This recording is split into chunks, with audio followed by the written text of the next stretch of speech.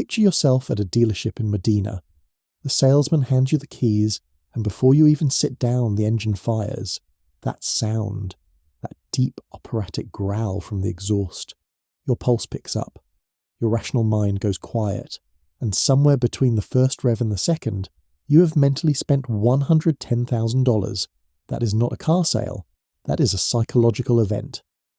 Now here is what the dealership does not tell you when you sign.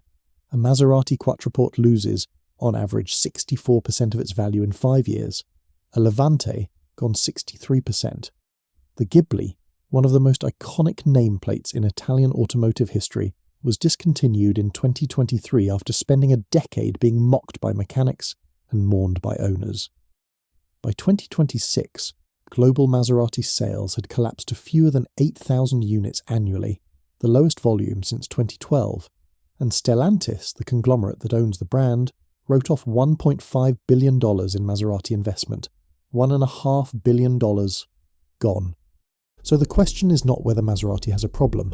The question is how they keep selling cars at all, and the answer to that question reveals something uncomfortable about human behaviour, about status anxiety, about the stories we tell ourselves when we desperately want to believe the feeling is real. You cannot understand Maserati's power over buyers without going back to Bologna in December 1914. A garage, 3 brothers, Alfieri, Ettore, and Ernesto Maserati, sons of a railway engineer, built racing engines because they could not imagine doing anything else. They did not start a car company, they started a racing operation.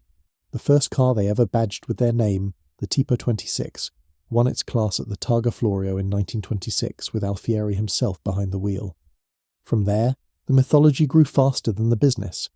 Juan Manuel Fangio, widely considered the greatest racing driver in history, won the Formula One World Championship in 1957, driving a Maserati 250F. Tasio Nuvolari, the most celebrated driver of the pre-war era, famously defected from Enzo Ferrari's team to race the Trident after a falling out with Ferrari himself. These are not branding stories. These are real historical events, and every buyer who has ever stepped into a Maserati dealership is, consciously or not, inheriting that mythology. They are purchasing a proxy connection to Fangio cornering at Nürburgring, to Nuvolari crossing the finish line in the rain. Ferrari formally acquired Maserati in 1997, adding yet another layer of halo to the brand. Ferrari-derived engines, Pininfarina bodywork, a prancing horse under the Trident. That DNA is real. The emotional resonance is real. The problem is that it is now being used to sell you something that has quietly changed behind the badge. When Stellantis formed in 2021 through the merger of Fiat Chrysler and PSA Group, Maserati remained inside the same corporate tent as Dodge, Jeep, Ram, and Chrysler. And the manufacturing logic that follows from that fact is brutal in its simplicity. Shared parts reduce cost. The question is what parts are being shared and whether the buyer has any idea. The Ghibli's platform, launched in 2013, was built on a shortened version of the same Fiat architecture that would later underpin the Chrysler 300 and Dodge Charger. Maserati's own documentation confirmed 45 to 50% parts commonality between the Ghibli and the Quattroporte. The infotainment unit in the Ghibli was the Uconnect system, the same interface found in Jeep Grand Cherokees and Dodge Challengers. Car and Driver tested the Ghibli in 2014 and called the reused Dodge Charger infotainment unit mediocre. The HVAC actuators, the window regulators, the steering wheel control modules, and the wiring harness connectors all shared with Mopar vehicles that start at a fraction of the Maserati price. A window switch that costs $45 in the Chrysler parts catalogue appeared in Maserati service pricing at 3 to 4 times that amount. The part was identical, only the packaging changed. This is not speculation from critics. Maserati parts suppliers document it directly. And yet buyers continue to pay 6-figure prices for the badge and the heritage, while the components underneath quietly whisper of Indiana rather than Modena. If you are watching this for the first time, hit subscribe. Every week we take stories the financial press glosses over and give you the version that actually makes sense of your money. Now here is where the story gets genuinely fascinating, because Maserati's engineers are not incompetent. They understand exactly what they are selling, and they have invested serious money in the one asset that justifies the price tag more than any other, the exhaust note. A British insurance company once conducted a study playing engine recordings to test subjects. The sound of a Maserati engine elevated testosterone levels in female participants, a physiological marker of arousal and attention.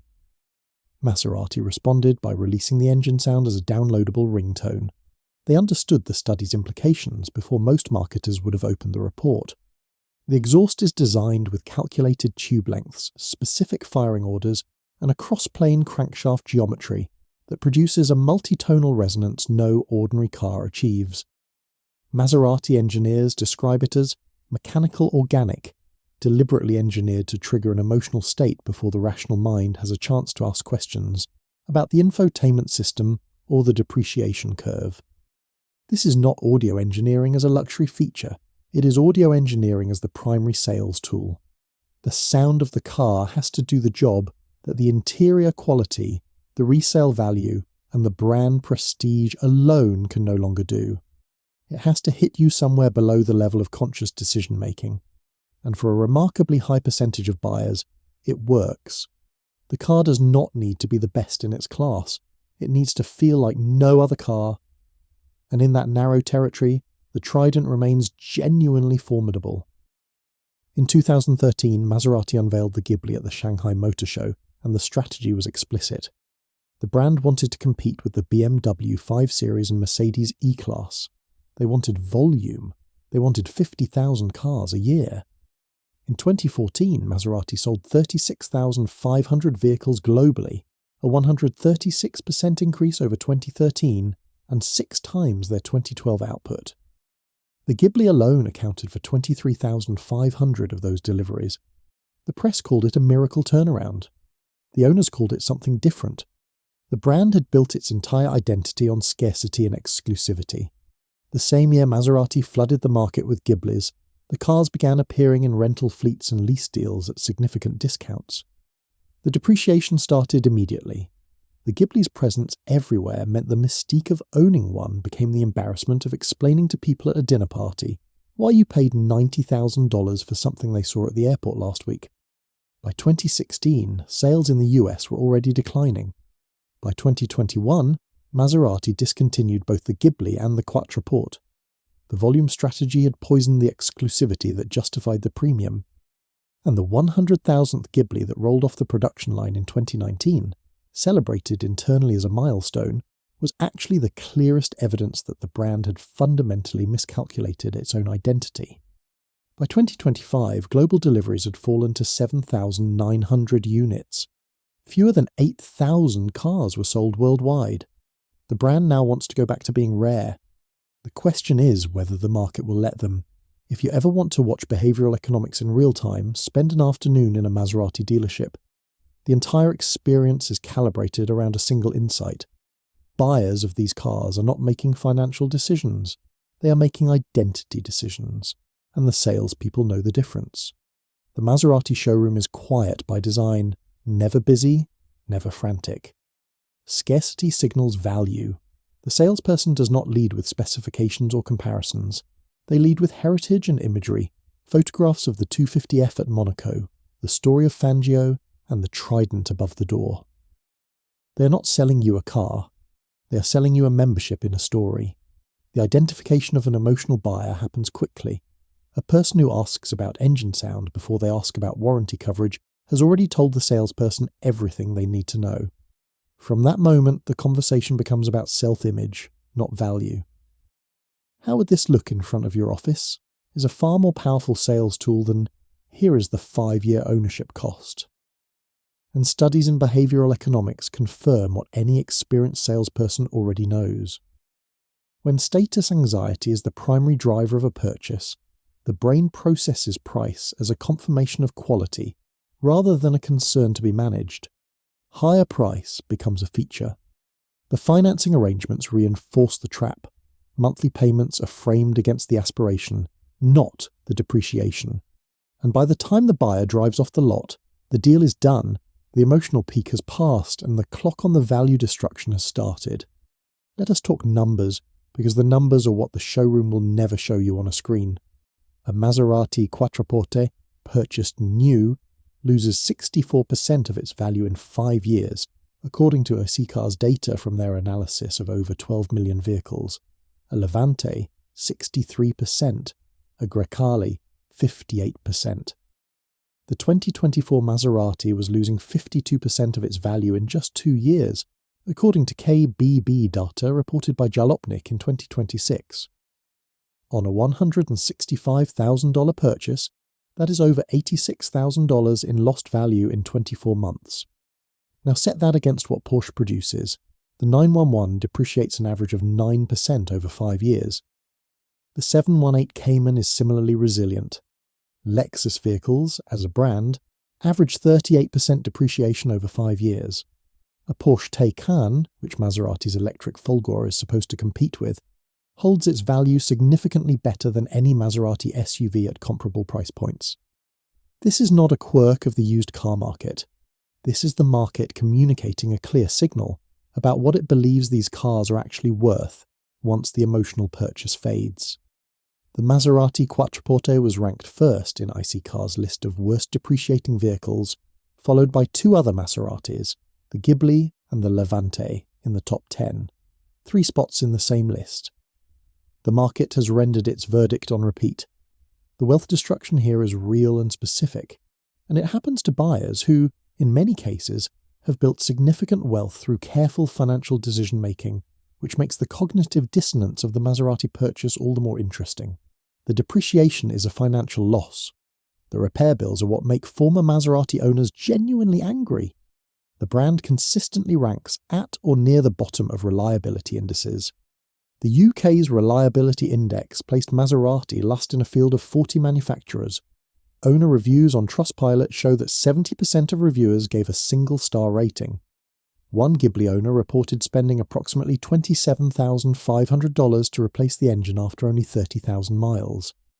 One Grecale owner described the car as completely unusable, and documented that in 2 years of ownership the vehicle spent 4 months in the shop. The failure patterns are consistent across models. Infotainment systems freeze, lag, and reset. The same Uconnect architecture shared with Dodge vehicles, dressed in Italian packaging and priced for premium repair rates. Electrical gremlins trace through the wiring harness. Air suspension components fail at higher than expected rates. Ignition coils wear prematurely. Brake sensors trigger false warnings.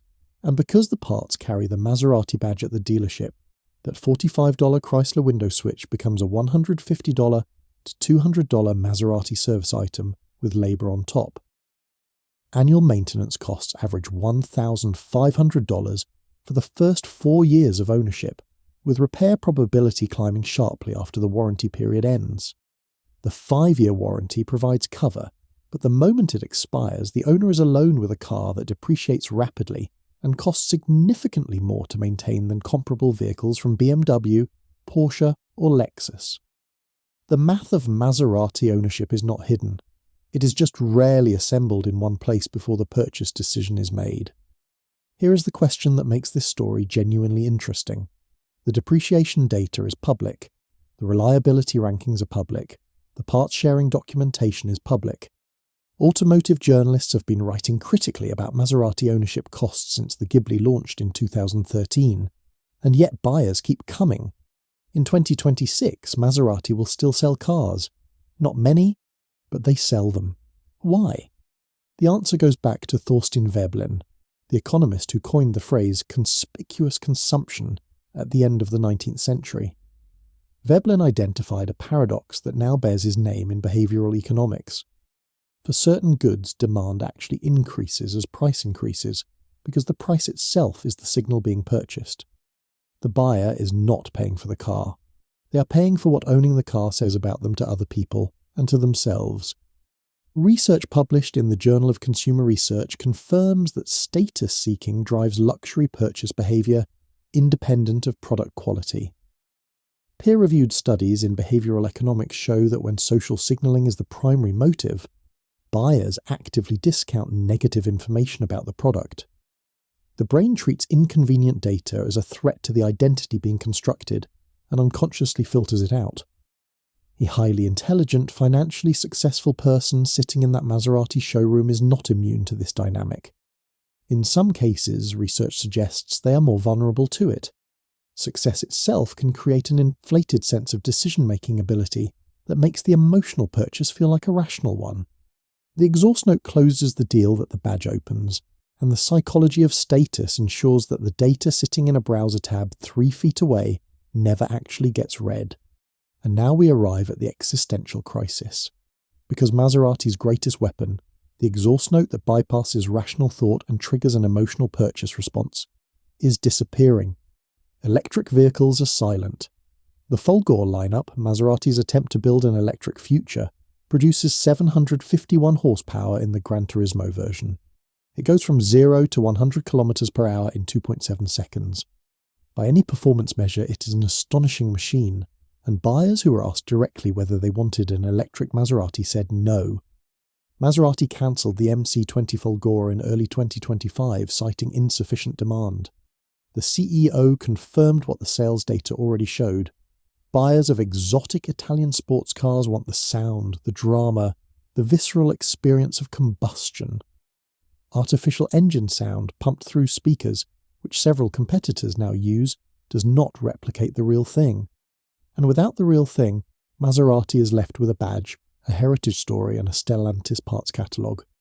Sales in 2026 are expected to continue the trajectory of 2025, with no real rebound anticipated before 2027 and profitability not targeted until 2028. The brand now explicitly positions rarity as a strategy. 15 to 20,000 cars per year, no volume chasing, orders only, less dealer stock. It is the right call. But it carries a risk that no amount of heritage storytelling can fully resolve. There is a fine line, as one analyst put it, between desired exclusivity and commercial collapse. The Trident has survived ownership changes, corporate mergers, near bankruptcy, and the mass-market experiment that almost destroyed the brand. What it has never had to survive before is a world that removes its most powerful sales tool and asks whether the badge alone is enough. We are about to find out. If you found this valuable, share it with someone who has ever thought about buying a Maserati, or someone who already did. And if you want the story of another brand that sold a dream and delivered a different reality, it is already on the channel. See you there.